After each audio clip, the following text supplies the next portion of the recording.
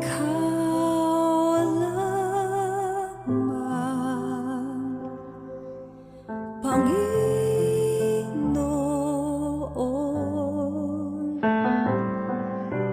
kaagapay,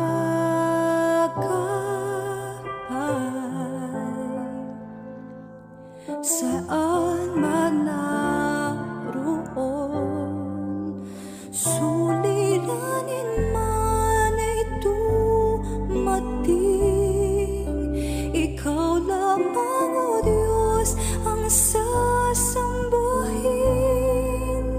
Panginoon ko, sa iyo lamang mananatili kailan pa man. Kapahingahan sa iyo nakamtan,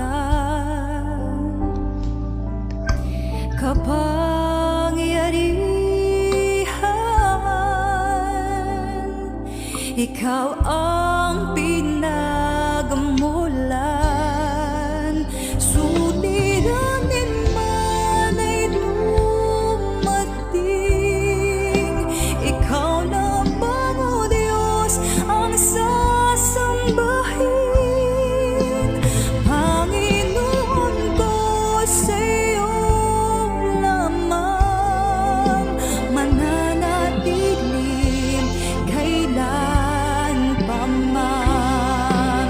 Suliranin man ay dumating, ikaw lamang, O Diyos, ang sasambahin. Panginoon ko, sa iyo lamang mananatili kailan pa man.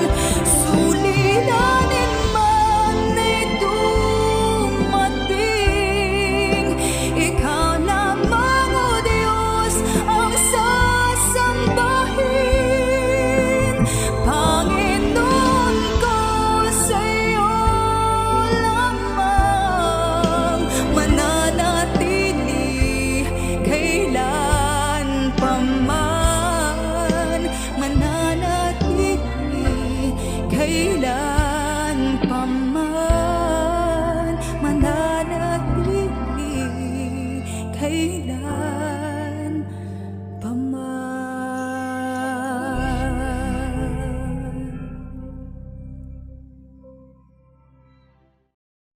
Isang mapagpalang umaga po sa ating lahat.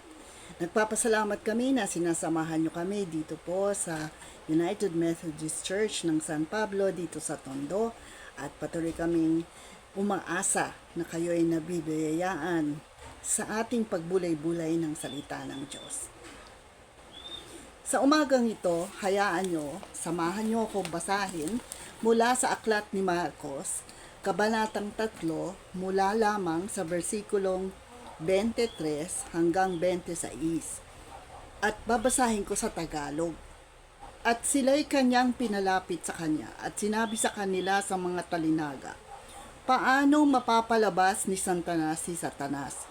At kung ang isang kaharian ay makakabahagi laban sa kanyang sarili, hindi mangyayaring makakapanatili ng kaharian yon. At kung ang isang bahay ay makapagbabahagi laban sa kanyang sarili, ay hindi mangyayaring makapananatili ang lahat na yon. At kung maghihimaksik si Satanas laban sa kanyang sarili at makakabahagi, hindi siya makapanatili kung hindi magkakaroon ng isang wakas.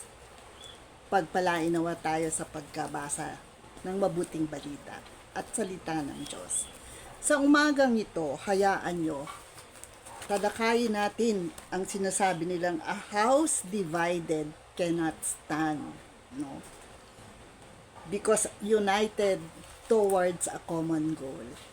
Dito pinapaalala sa atin ni Jesucristo na kailangan tayo magkaisa-isa.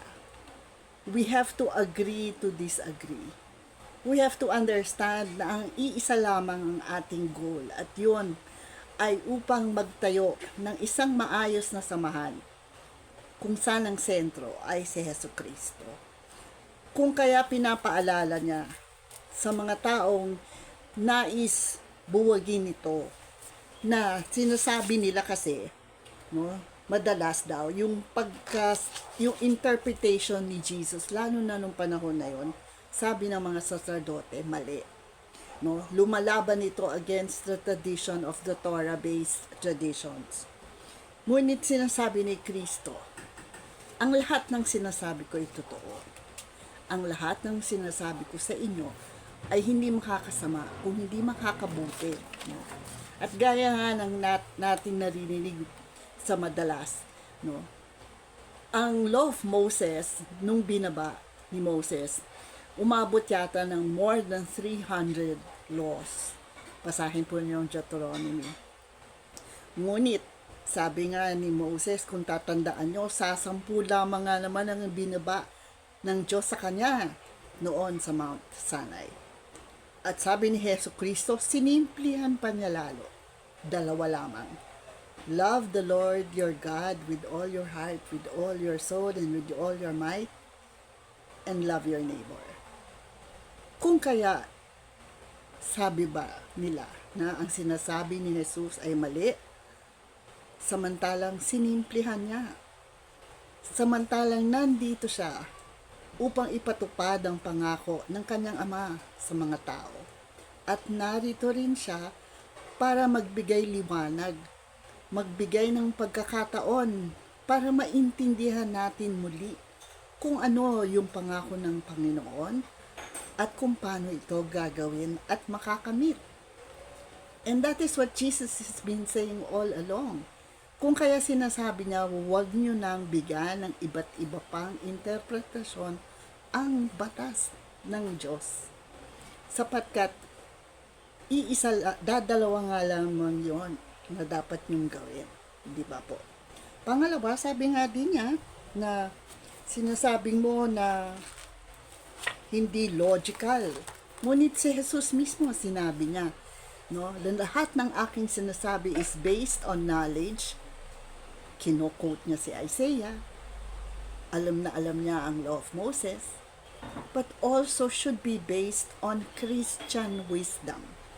When we say Christian wisdom, and of which we believe in most, no, kaya tayo nagsa-Sunday school at nagbubulay-bulay ng kanito, naniniwala tayo na sa mga ating dinadaan ng mga experiences, meron tayong natututunan.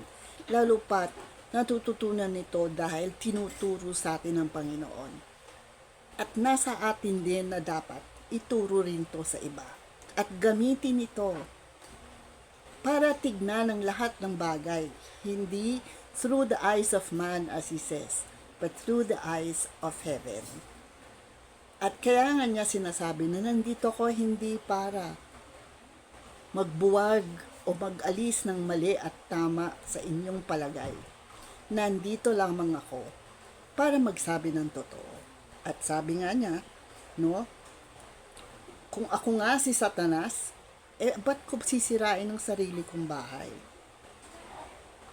Kung mahal ko ang bansa ko, gaya ng sinabi nila sa Israel, bakit ako gagawa para magwatak-watak ito? Samantala, ang ginagawa ko nga ay para mapagbuti ito, magkaisa, at lumawak pa lalo dahil hindi lang sa Hudyo ang para sa Panginoon. Nais niyang malaman ng lahat. Kasama na tayo doon. Kung kaya pagyatin natin pagbubulayan itong passage na to, yun lamang ang dapat natin isipin. Na walang ginawa ang Panginoon na kontra sa binaba ng Diyos kay Moses.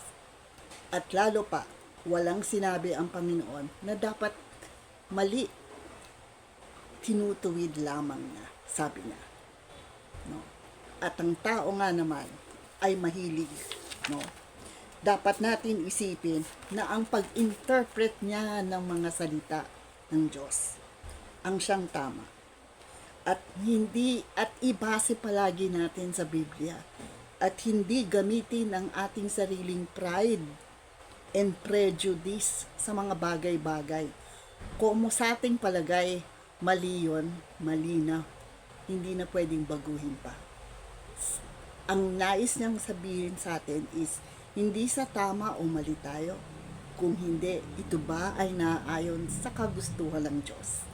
At ito ba ay naaayon sa tinuturo niya talaga? Doon tayo magbase. Tayo po'y manalangin. Nagpapasalamat kami, Panginoon, na patuloy niyo kaming binubuksan ng aming mga mata at ang aming mga puso, Panginoon, sa mga turo na nagbibigay sa amin ng kasiyahan, direksyon, Lord God, at nagbibigay sa amin ng pagkakataon upang ipagpagsalamat, Lord, ang iyong mga ginawa para sa amin at sa aming pamilya. Naway tulungan mo kami, Lord, isara ang aming mga isip, pandinig, sa mga bagay-bagay na hindi naaayon sa inyong tinuturo, na makakasama sa amin o sa kapwa-tao, Lord God. Ngunit, sa kabila nun, Lord God, buksan niyo kami at ang aming mga puso. Tanggapin ang mga nangyayari, Lord God, na mabuti naman at hindi masama. Ito po ang aming dalangin sa pangalan ni Jesus.